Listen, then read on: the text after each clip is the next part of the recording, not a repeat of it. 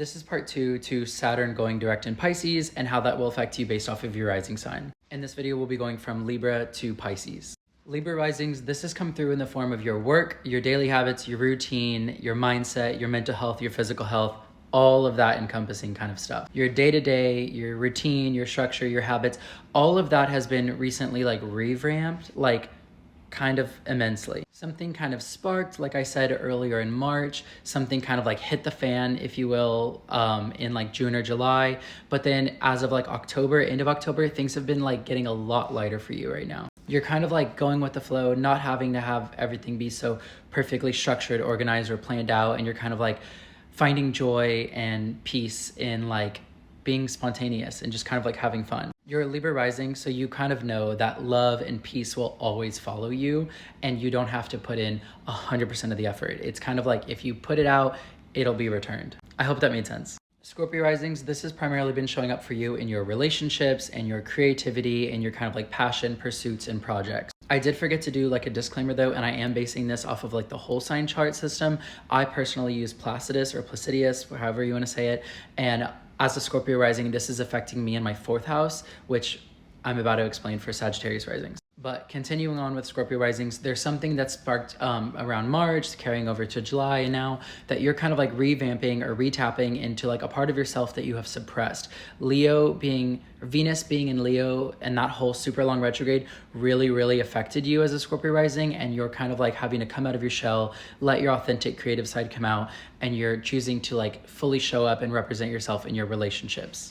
Sagittarius risings, this is coming through. This energy is surrounding your 4th house of your home, family, foundations, future, and something relating to your mother or the prominent women in your family. So there's been something that the bond between you and your mother, or the bond between you and the prominent female figures in your life, you've been kind of really growing and building that bond to be stronger and better, something that cannot be broken. If there is anything negative going on in home and family life, you've been cutting those ties and letting it go, and you're kind of working on building up something that's just perfect and that's gonna last.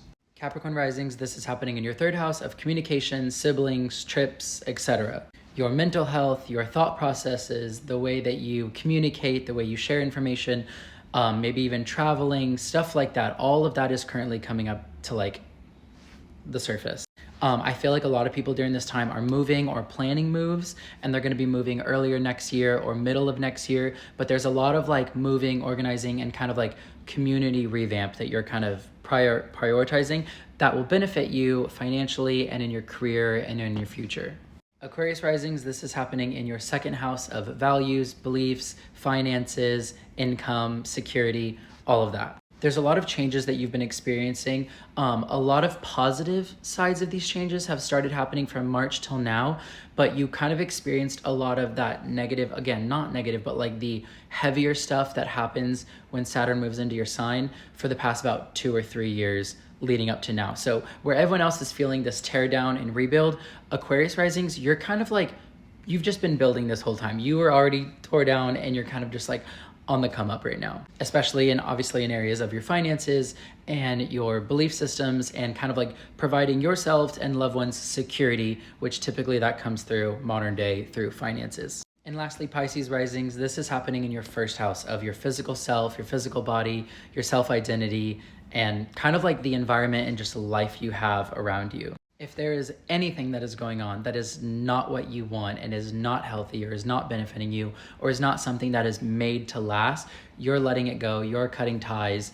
It's not that you're being unhealthy, you're actually doing the opposite. You're being extremely healthy, and you're letting go of what is no longer serving you, and you're welcoming in only what is here to last. So there's a lot of major changes that Pisces risings are experiencing, but they're being really benefited while Saturn is direct right now in areas of finances, love, family, all of that.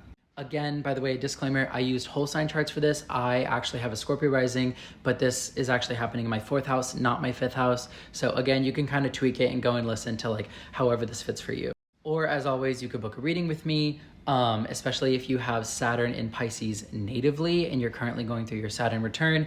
I can help you, sit down with you, do a 101, and kind of check transits and see how the year ahead is going to go for you.